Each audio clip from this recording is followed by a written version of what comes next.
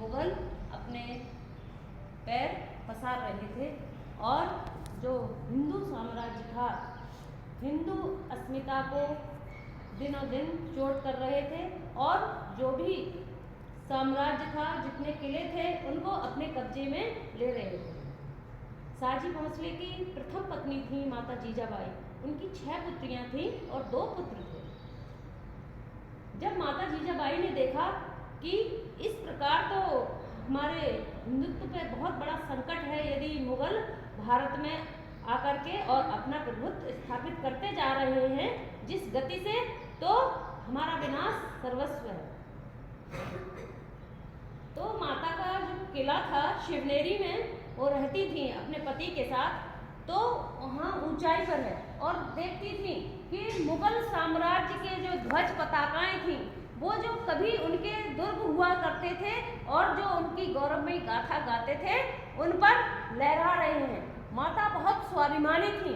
उनका सोच था समाज के लिए, धर्म के लिए, देश के लिए, और वो चाहती थी कि मैं अपने जो किले और अपनी जो अस्मिता की रक्षा के लिए अपनी संतान को तैयार करना मेरा धर्म है। वो बहुत वीर और साहसी थी और ज्ञानवान थी।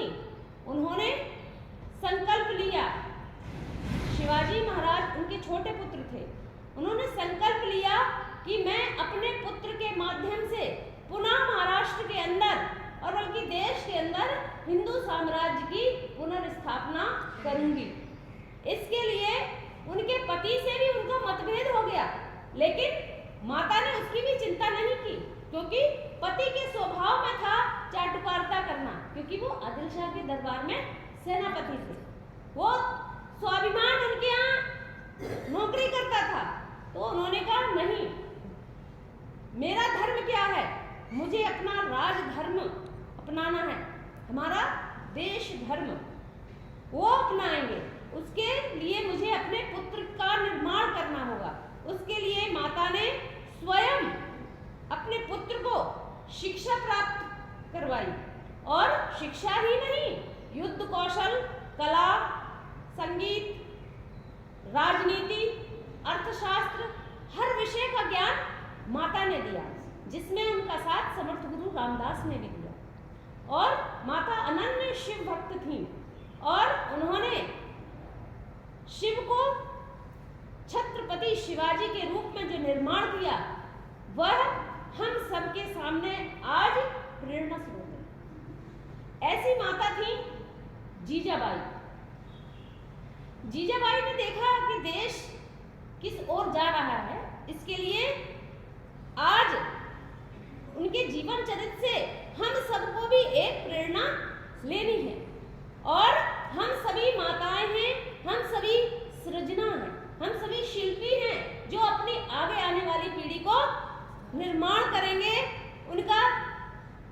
उनको ढालेंगे और उनके अंदर अपने देश, अपने धर्म के लिए स्वाभिमान जगाएंगे। ऐसा हम सभी बहनें माता जीजाबाई के जीवन चरित्र से प्रेरणा लेंगे।